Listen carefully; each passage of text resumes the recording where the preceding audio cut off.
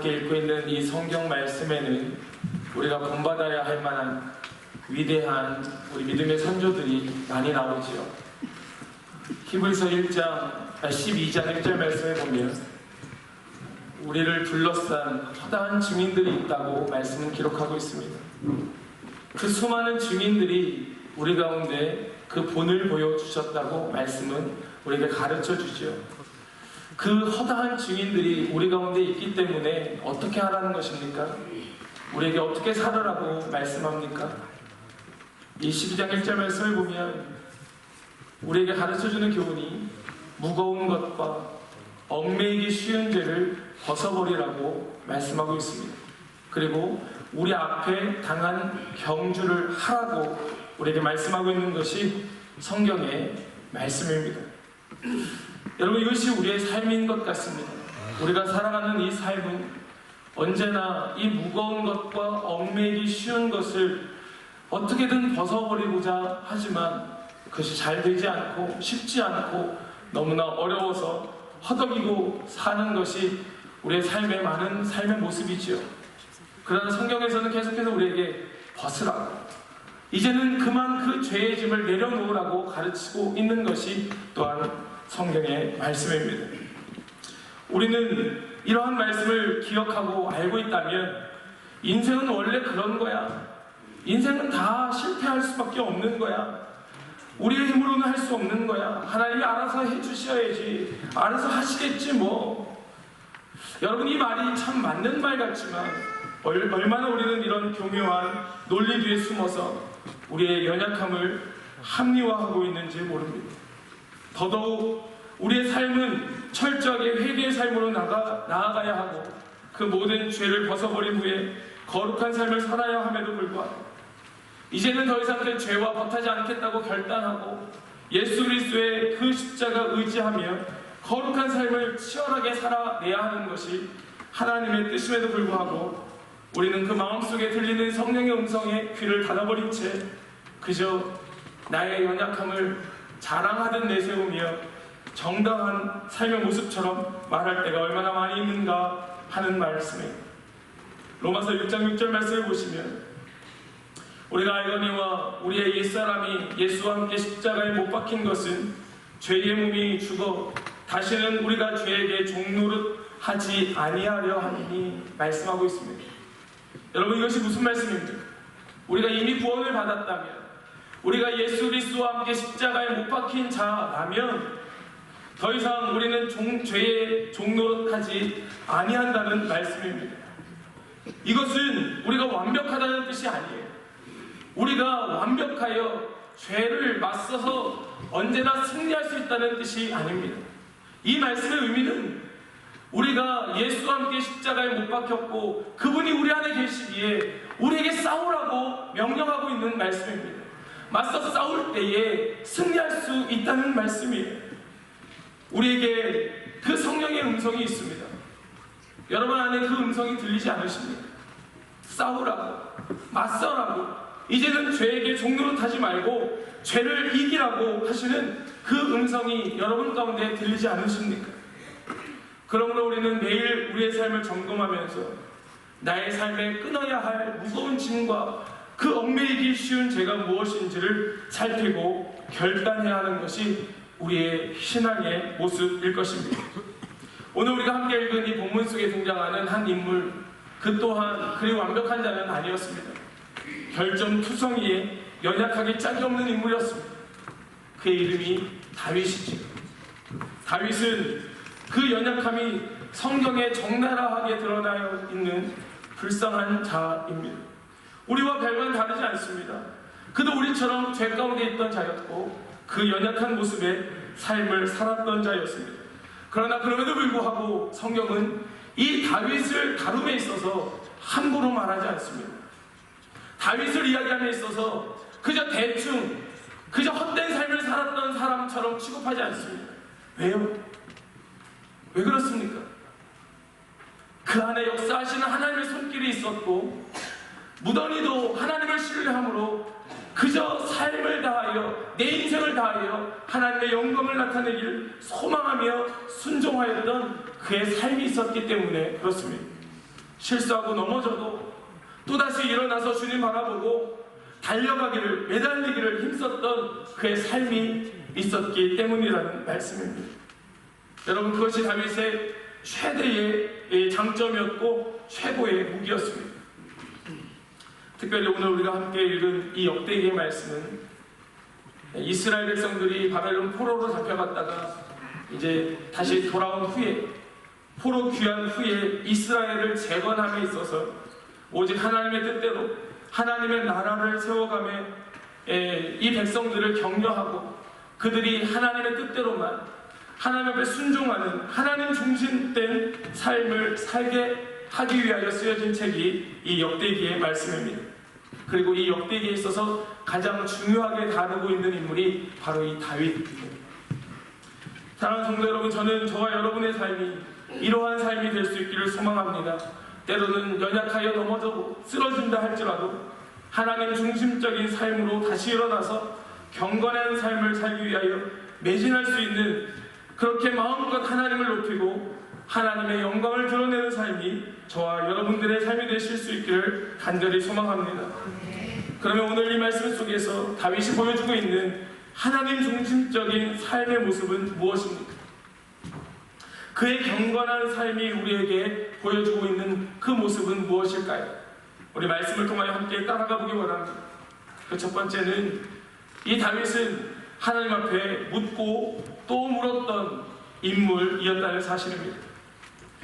여러분, 오늘 우리가 읽었던 이 본문의 배경을 좀 이해하실 필요가 있는데, 우리가 읽은 이 본문은 역대기상 14장의 말씀입니다. 그런데 이 역대상 14장의 말씀은 13장부터 16장까지에 걸쳐있는 언약궤를 운반하고 있는 내용 사이에 삽입되어 있는 말씀입니다.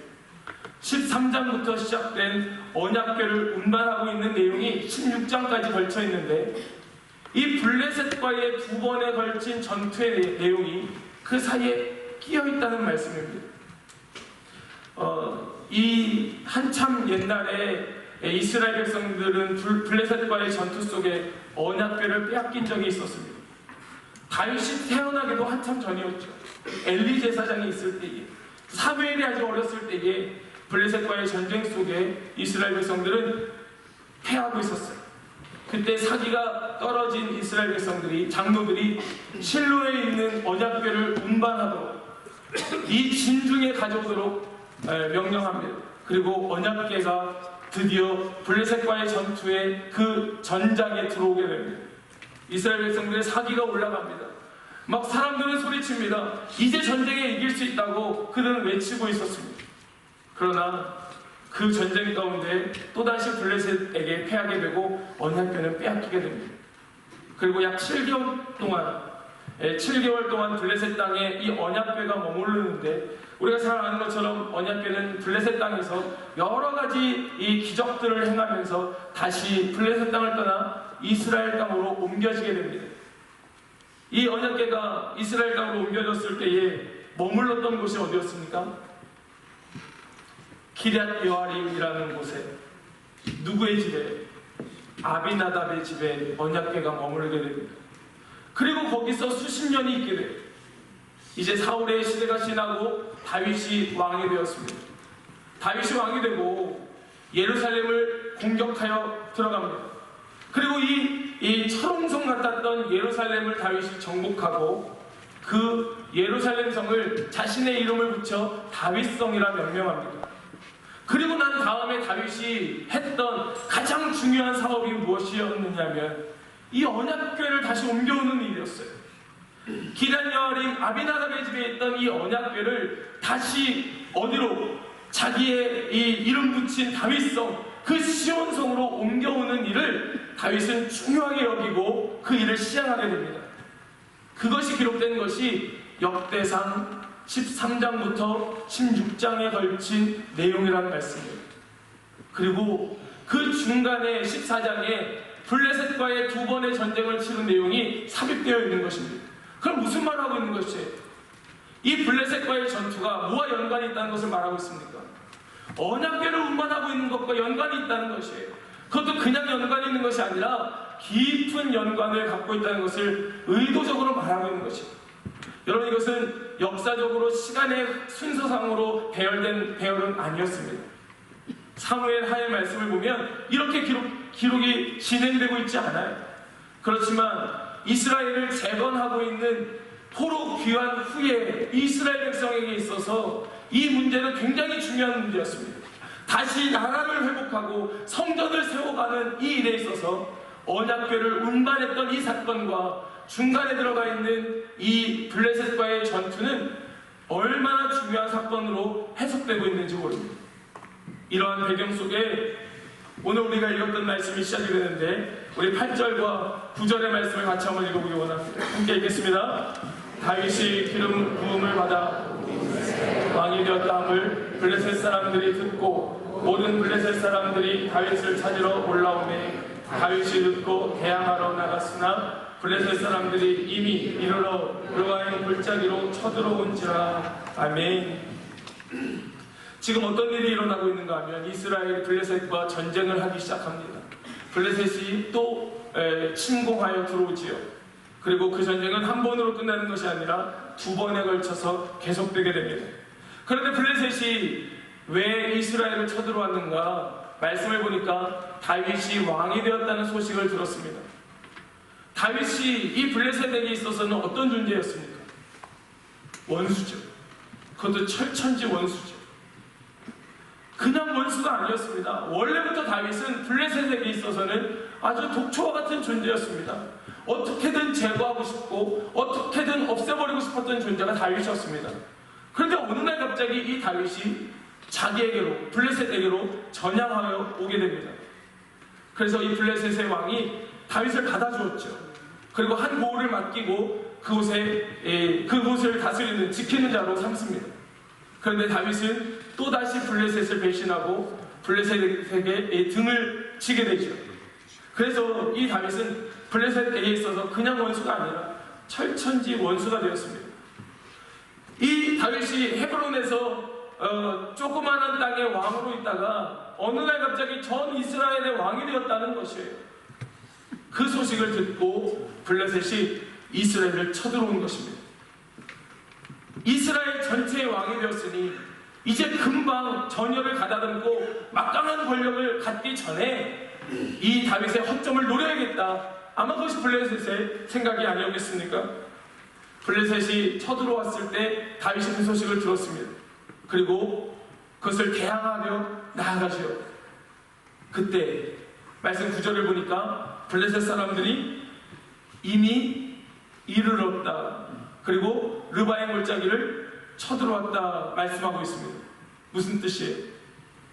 이 다윗이 블레셋 군대가 있는 그곳으로 가보니까 이미 이 블레셋 사람들이 자기 나라 땅을, 이스라엘 땅을 침공하여 짓밟고 있는 것을 보게 된 것입니다.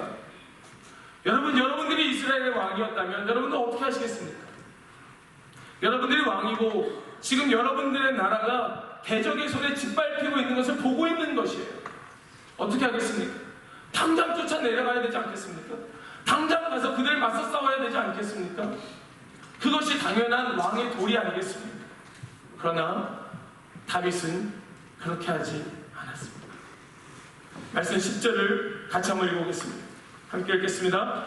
다윗이 하나님께 물어 이르되 주께서 그들을 내 손에 넘기시겠나이까 하니 여호와께서 그에게 이르시되 올라가라 내가 그들을 내 손에 넘기리라 하신지라. 아멘. 지금 다윗이 무엇을 하고 있습니까? 기도하고 있습니다. 하나님 앞에 기도하고 있습니다. 지금 한시가 급박한 그 상황 속에서 당장 내려가서 그 적군을 쳐부숴도 모자를 가네 다윗은 걸음을 멈춰서고 하나님 앞에 묻고 있습니다. 뭐라고요? 하나님, 제가 올라갈까요? 제 손에 붙이시겠습니까? 묻고 있습니다. 올라갈까요? 이 말이 무슨 뜻이에요? 싸우러 나갈까요? 이 말 아닙니까? 지금 다윗은 싸우러 나온 사람이었고 지금 적군은 이 이스라엘 땅을 밟고 있는 상황 속에 다윗이 하나님 앞에 기도하는 것은 무엇이냐면 하나님, 제가 싸우러 나갈까요? 어리석은 질문처럼 보입니다. 바보 같은 질문처럼 보입니다. 그러나 다윗이 이렇게 하나님 앞에 묻는 까닭이 있습니다. 우리가 읽은 본문은 아니지만 앞에 12장 2절 말씀을 보시면 이렇게 기록되어 있습니다.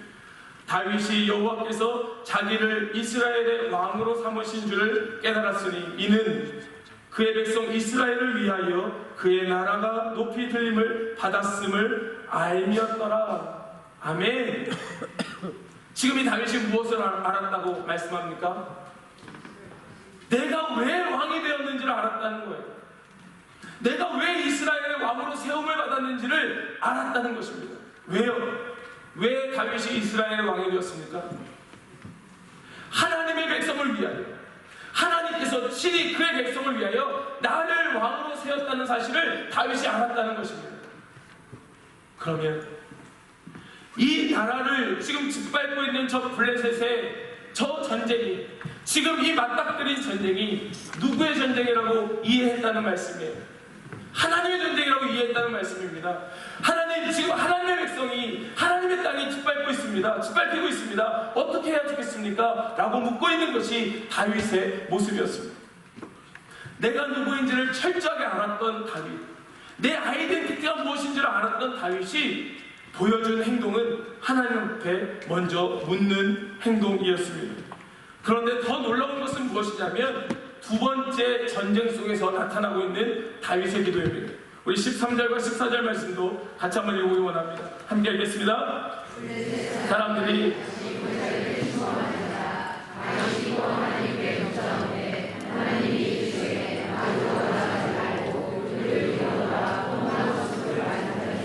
그들을 기습하되 아멘. 블레셋이 다시 쳐들어옵니다. 그런데 지난번과 똑같은 골짜기로 또 찾아옵니다. 우리가 읽은 이 역대상의 말씀에서는 그냥 골짜기라고 되어 있지만 사무엘의 말씀에서 보면 이곳이 르바임 골짜기였다라고 기록합니다. 같은 곳이에요. 지난번에 싸워서 승리했던 그곳입니다. 지금 다윗에게 무엇이 생겼느냐 하면 경험이 생겼습니다. 무슨 경험이요? 이긴 경험입니다. 그 전쟁에 똑같은 장소, 똑같은 사람들과 치렀던, 그것도 얼마 전에, 불과 얼마 전에 치렀던 전쟁의 경험이 있었던 것이 다윗이었습니다. 그러면 다윗은 그 상황 속에 그냥 출전할 수도 있었을 것이에요. 그 상황 속에서 그러나 다윗은 그렇게 하지 않습니다. 말씀이 뭐라고 기록되어 있습니까? 다윗이 또 하나님께 묻자온데, 또 하나님께 묻자온데, 여러분, 이것이 다윗의 위대함이었습니다. 이것이 놀라운 일이에요. 얼마든지 자신이 갖고 있는 그 경험, 다윗은 수많은 전쟁에서 전쟁을 치러본 경험이 있고 특별히 블레셋과의 전쟁에 있어서는 일가견이 있던 사람이었습니다. 그리고 자기가 거느린 이 부하들은 얼마나 용맹스러운 자들이었는지 모릅니다.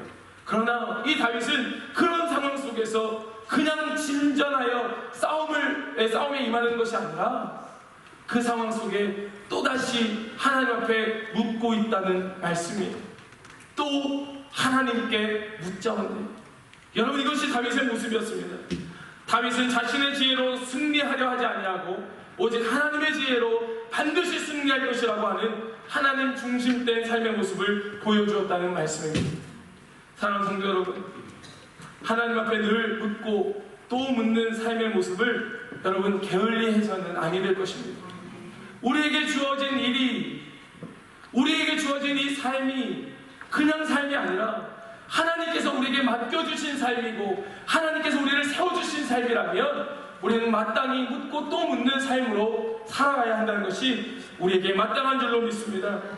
하나님의 말씀은 이렇게 겸손히 하나님의 말씀을 따라 엎드리는 자를 통하여 이루어졌다는 사실을 여러분 먼저 기억하실 수 있기를 간절히 소망합니다.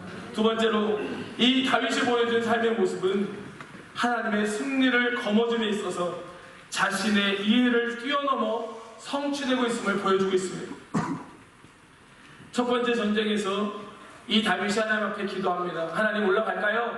제 손에 붙이시겠습니까? 라고 물을 때에 하나님께서 뭐라고 말씀하셨습니까? 10절 하반절의 말씀을 보시면 여호와께서 이르시되 그에게 이르시되 올라가라, 내가 그들을 내 손에 넘기리라 하신지라. 하나님, 치러 올라갈까요? 치러 올라가라. 이것이 하나님의 말씀이에요. 여러분, 이해하기가 얼마나 쉽습니까? 하나님, 갈까요? 가라. 하나님, 제가 이거 할까요? 해라. 결혼할까요? 결혼해라. 하나님 이 직장 갈까요? 가라. 하나님 제가 밥을 먹을까요? 먹어라. 여러분 얼마나 쉽습니까? 하나님께서 날마다 이렇게만 응답해 주신다면 신앙생활 뭐가 어렵겠습니까? 하나님 저에게 이런 기도의 제목이 있습니다. 하나님 제가 건강이 낫겠습니까? 낫겠다. 아멘. 여러분 얼마나 쉽습니까? 그런데 두 번째 전쟁에서 하나님의 이 응답은 뭔가 좀 다릅니다. 14절 말씀과 15절 말씀을 보시면 하나님이 이르시되 마주 올라가지 말고 그들 뒤로 돌아 뽕나무 숲을 맞은편에서 그들을 기습하되 뽕나무 꼭대기에서 걸음 걷는 소리가 들리거든 곧 나가서 싸우라. 이것이 하나님의 말씀이었습니다. 뭐라고 말씀합니까? 하여튼 첫 번째보다 복잡해요. 올라갈까요? 올라가라. 제가 할까요? 해라. 제 손에 붙이시겠습니까? 내가 내 손에 붙이겠다.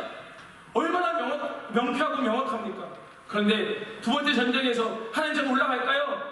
기도할 때에 올라가지 말고 마주 올라가지 말고 돌아서 뽕나무 숲을 사이에 숲에 진을 치고 있다가 숨어 있다가 뽕나무 꼭대기에서 걸음 걷는 소리가 들리거든 그때 기습해라. 하나님의 명령, 이 사인은 굉장히 구체적이었습니다. 그리고 이 사인은 누구나 알 수 있을 만한 사인이었습니다. 그러나 여러분 이 말씀은 그렇게 쉬운 말씀이 아니에요. 먼저는 이게 진짠가? 이거 말씀이 너무 복잡한데? 하나라도 놓칠까 싶어서 귀를 기울여 듣고 또 들어보지만 올라갈까요? 올라가라! 이것이 하나님의 말씀 같지. 올라갈까요? 올라가지 말고 마주 올라가지 말고 돌아가고 뽕나무 숲을 사이에 기다렸다가 걸음 걷는 소리가 들리거든 그때 기습해라. 뭔가 이상하지 않습니까? 이것을 받아들인다는 것 자체가 쉬운 일이 아니었다는 말씀이에요. 이것은 또한 상식과도 맞지 않고 이해할 수 어려울 만큼 생각하기에 납득되지 않는 그런 어려운 말씀이었습니다. 그런데 말씀을 보니까 소리가 들리거든 이렇게 되어 있습니다. 소리가 들리거든. 이 말씀의 원어적 의미는 뭐냐면 소리를 들을 때에 라는 뜻입니다. 차이가 느껴지십니까? 소리가 들리거든. 이것은 굉장히 소극적인 표현이에요. 들렸는데 하나님 저 못 들었는데요? 안 들렸는데요? 할 수 있겠지만 소리를 들을 때에 라면 내가 적극적으로 들어야 되는 것이에요. 찾아서 들어야 되는 것입니다. 언제 들리려나 이 소리가 들릴까 안 들릴까를 귀를 쫑긋 세우고 있어야 하는 것이 소리를 들을 때라고 하는 적극적인 표현인 것입니다. 이것이 원어적 의미였습니다. 다윗은 이러한 적극적인 자세로 순종할 것을 요구받고 있었습니다. 그런데 이 하나님의 요구는 조금 황당한 주문이었어요. 무엇이 황당한가? 말씀 속에 언제 기습하라고 말씀하고 있습니까? 기습해야 하는 때가 언제예요? 뽕나무 꼭대기에서 걸음 걷는 소리가 들리거든. 이것이 사인이었습니다. 그런데 이것이 황당하다는 거예요. 여러분 이 뽕나무가 우리가 잘 알고 있는 그 넓은 잎을 가진 화렵수의 오디나무가 아닙니다. 이 가나안 땅에 살고 있는 이 뽕나무라고 말하고 있는 이 나무는 소나무과의 발산나무라는 것이에요. 우리가 알고 있는 소나무는 잎이 뾰족뾰족한 침엽수죠. 그러니까 혹여라도 강한 바람이 불어서 그 잎사귀의 마찰로 인하여 나는 그런 소리를 기대할 수 없는 나무가 성경에 나오는 뽕나무라는 말씀입니다. 이 발산나무에서 소리가 아무리 나도 이 사람이 걷는 것과 같은 걸음소리가 들리지 않는다는 거예요. 그런데 하나님은 그 소리가 들리거든 기습하라고 요구하고 계십니다. 이것이 황당한 일이었습니다. 여러분 우리에게 이런 하나님의 말씀이 들린다면 여러분 어떻게 하시겠어요? 하나님 너무 황당하지 않습니까? 하나님이 생각해도 말이 안 되지 않습니까? 라고 되묻지 않으시겠습니까? 다시 한번 기도해볼까? 다시 한번 물어볼까? 하는 마음이 아마 저절로 들지 모르겠습니다. 그런데 생각해보면 정말로 불가능한 일인 것 같은 이 일이 일어난다면 그거보다 확실한 증거가 어디에 있겠어요?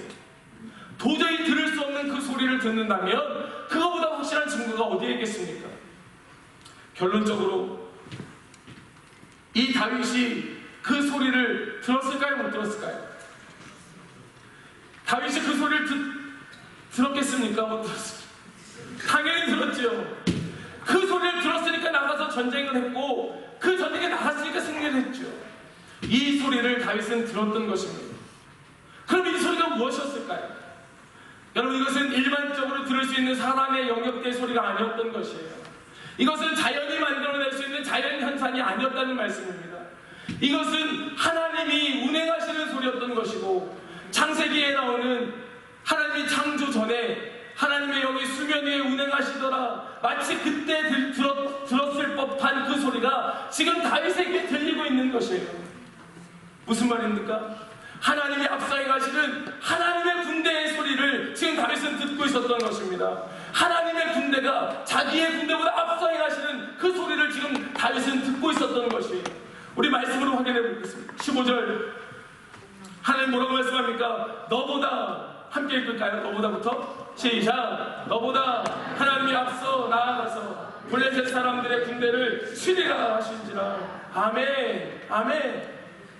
이 소리를 지금 다윗은 듣고 있었던 것이에요.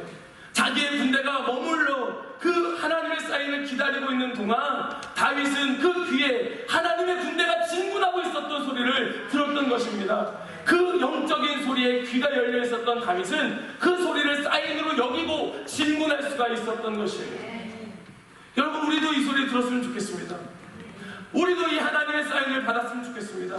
사람들은 들을 수 없지만, 이 자연의 현상 속에 나타나는 소리는 아니지만 하나님의 그 음성 말입니다. 하나님이 나에게 주신 그 사인 속에 예수님 내가 순종하겠습니다 라고 결단할 수 있는 우리들의 삶의 모습이 필요하다는 말씀입니다.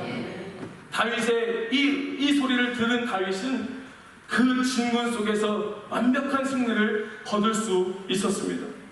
사랑하는 성도 여러분, 하나님의 명령이 우리가 이해하기에 다소 무리가 있는 것처럼 느껴지십니까?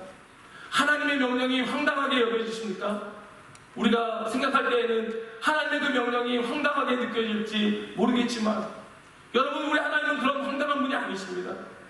우리가 이해할 수 없어도 하나님은 충분히 이해받으실 수 있을 만한 분이고, 우리가 상식적으로 감당할 수 없어도 하나님은 감당하실 만한 능력이 있으신 분이신 줄로 믿으시기 바랍니다. 지금 그 소리가 들리고 있는 것입니다. 지금도 우리 가운데 그 소리를 듣고 계신 분이 계십니까? 아마 지금 여기서 천사들이 찬송하는 소리가 아마 들리고 있을 것 같은데, 우리는 이 소리를 듣지 못한다면 하나님의 역사에 동참할 수 없지만, 이 소리를 듣기만 한다면 그 기적과 같은 하나님의 역사 속으로 우리는 함께 동역할 수가 있게 된다는 사실을 믿으시기 바랍니다. 그러므로 우리는 이렇게 기도하여야 할 것이에요. 하나님, 말씀하여 주시옵소서. 어떤 말씀이라도 제가 순종하겠습니다 하는 결단이 저와 여러분에게 있기를 간절히 소망합니다. 세 번째로, 결국 승리를 얻은 이 다윗은 어떠한 삶의 모습을 보여주는가? 모든 영광을 하나님께만 돌리고 있는 것을 보게 됩니다. 우리 11절 말씀의 중간을 보시면, 다윗이 거기서 그들을 치고 다윗이 이르되 하나님이 물을 쪼개같이 내 손으로 내 대적을 흩으셨다 하므로. 지금 다윗이 말하고 있는 게 자기 손으로 이겼다는 것입니까? 아니면 하나님이 이기게 하셨다는 말씀입니다. 하나님이 이기게 하셨다는 것이죠. 하나님의 손이 내 손으로 내 대적을 흩으셨다라고 고백합니다. 그래서 다윗은 이곳의 이름을 바알브라심이라고 지명을 명명합니다. 여러분, 이 바알브라심이라는 말 뜻은 뭐냐면 흩으시는 하나님이라는 뜻이에요. 대적을 흩으시는 하나님. 또 한 가지 다른 뜻은 무엇이냐면 돌파하시는 하나님이라는 뜻이 있습니다. 그 뽕나무 숲을 사이에 머물러 있을 때에 자기들의 앞서서 진군하셨던 그 하나님, 돌파하시는 하나님, 그것이 바알브라심이라는 말씀의 뜻이에요. 다윗은 이렇게 고백함에 있어서 그냥 사람들 앞에 겸손하게 보이려고, 잘 보이려고 이런 말을 했던 것이 아니었습니다. 정말 하나님 앞에 묻고 또 물었던 사람, 하나님의 말씀이 이해되지 않고 하나님의 말씀이 상식적으로 느껴지지 않는 때라도 순종했던 사람이 내뱉고 있는 그 고백입니다. 하나님이 하셨습니다. 하나님이 하셨습니다. 저와 여러분에게도 이러한 고백이 있기를 소망합니다. 왜요? 영광은 우리의 것이 아니기 때문에 그렇습니다. 영광은 오직 하나님의 것이기 때문에 그렇습니다. 우리가 하나님을 마음껏 높일 때에 우리가 높임 받는 것처럼 여겨질 때도 있습니다. 우리가 하나님을 높이면 높일수록 막 우리의 영광이 드러나는 것 같아요. 말씀 17절, 16절과 17절 말씀 속에서 17절 말씀만 보시면 다윗의 명성이 온 세상에 퍼졌고 여호와께서 모든 민족으로 그를 두려워하게 하셨더라. 다윗의 명성이 퍼지고 모든 나라들이 이 다윗을 두려워하니까 다윗은 우쭐하여 이 영광이 내 것이구나, 사람들은 나를 두려워하고 있구나 라고 여겼던 것이 아니라는 말씀입니다. 다윗은 끊임없이 내 안에 계신 하나님을 높였고 내 안에 계신 그분을 예배하였더니 내 안에 계신 그분이 높임을 받으시니까 사람들이 보기에는 내 명성이 퍼진 것 같고 사람들이 내가 두려워할 만한 사람인 것처럼 보여지는 것입니다. 사랑하는 성도 여러분, 여러분들의 안에 거하고 계시는 그 하나님을 마음껏 높이시기 바랍니다. 여러분들 안에 역사하시는 그 하나님을 높일 때에 하나님만 영광 받으시는 것이 아니라 나도 더불어 높임 받게 되는 것으로 보이는 것이에요. 지금 이 사람들은 그 다윗을 두려워하였고 이 다윗의 명성 앞에 무릎을 꿇었습니다. 이 전쟁이 누구에게 속해 있는 줄 다윗은 분명히 알았던 것입니다. 시편 24편 7절과 8절의 말씀을 같이 한번 읽어보기 원합니다. 함께 읽겠습니다. 너희 머리를 들지어다. 영원한 문들아 들릴지어다. 영광의 왕이 들어가시리로다. 영광의 왕이 누구시냐? 강하고 능한 여호와시요 전쟁에 능한 여호와시로다. 아멘. 아멘. 싸움은 우리가 홀로 싸우는 것이 아니에요. 엘샤다이, 전능하신 그 하나님, 전쟁에 능하신 만군의 여호와께서 우리 앞서 싸우시는 것이 우리가 싸우고 있는 싸움인 것입니다. 우리가 그 하나님을 믿고 우리 안에 그 하나님께서 계신다면 우리는 죄와 싸워 이길 수 있는 것입니다. 더 이상 우리 안에 죄에게 얽매여서 굴복하여 나의 연약함 때문이라고 핑계할 수가 없는 것이에요. 왜요? 우리 안에 계신 그 하나님은 전쟁에 능하신 만군의 여호와 하나님이시기 때문에 그런 것입니다. 어떻게 우리의 입술로 핑계를 자랑할 수가 있겠습니까? 내 연약함을 어떻게 내세울 수가 있겠습니까? 내 안에 계신 그분이 싸움에 능한 하나님이시고 나보다 먼저 앞서가시며 돌파하시는 하나님이신데 우리가 어떻게 핑계할 수가 있겠습니까? 오히려 대적들이 우리를 공격하러 왔다가도 일곱 길로 도망하게 되는 줄로 믿으시기 바랍니다. 신명기 28장 7절 말씀을 다시 한번 우리 같이 읽어보기 원합니다. 함께 읽겠습니다. 여호와께서 너를 대적하기 위해 일어난 적군들을 내 앞에서 패하게 하시리라. 그들이 한 길로 너를 치러 들어왔으나 내 앞에서 일곱 길로 도망하리라. 아멘. 우리 이 신앙인의 삶이, 그리스도인의 삶이 이런 삶이 되어야 하지 않겠습니까? 우리의 삶을 이런 삶으로 만들어내실 수 있기를 간절히 소망합니다. 왜요? 우리 안에 계시는 주님이 계시기 때문에, 우리 안에 역사하시는 그분이 계시기 때문입니다. 사실 우리가 이 사실을 믿는다면 우리는 그저 우리의 입술로 날마다 그 하나님만을 높이고 그 이름을 찬양하고 그분 앞에 엎드려 경배하고 그분만 송축하고 그분만을 예배하는 그런 삶이 될 수밖에 없는 것이죠. 사랑하는 성도 여러분, 이 역대기의 기자는 이 사건을 다루면서 언약궤를 운반하는 사건 사이에 삽입하고 있다고 말씀을 드렸습니다. 여러분, 언약궤가 무슨 뜻이에요? 언약궤의 의미가 무엇입니까? 그 안에 담겨진 하나님 말씀이요, 그리고 내가 그 가운데 너희와 함께 있겠다고, 내가 거기서 너와 말을 하겠다고, 거기서 내가 너희에게 말하겠다고 약속하신 하나님의 임재의 상징이 언약궤였습니다. 하나님의 말씀과 임재의 상징이 되는 그 언약궤, 지금 이 두 번의 블레셋과의 전투를 통하여 다윗이 행한 이 모습 속에 우리에게 주고 있는 이 교훈이 이 언약궤를 운반하고 있는 그 사이에 우리에게 말씀하고 있습니다. 무엇입니까? 먼저 하나님 앞에 묻고 또 묻는 삶이 필요하다는 것, 그리고 내 상식과 내 이해로는 받아들일 수 없을 때라도 그 말씀에 순종했을 때 얻게 되는 그 하나님의 놀라운 기적 말입니다.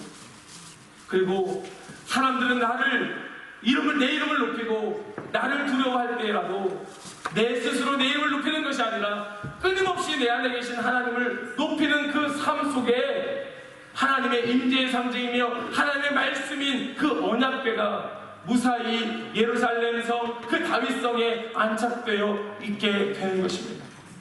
우리가 함께 나누지 않지만 이 역대상 16장 말씀을 보면 다윗이 하나님 앞에 어떠한 감사의 찬양을 올려드리고 있는지 기록하고 있습니다.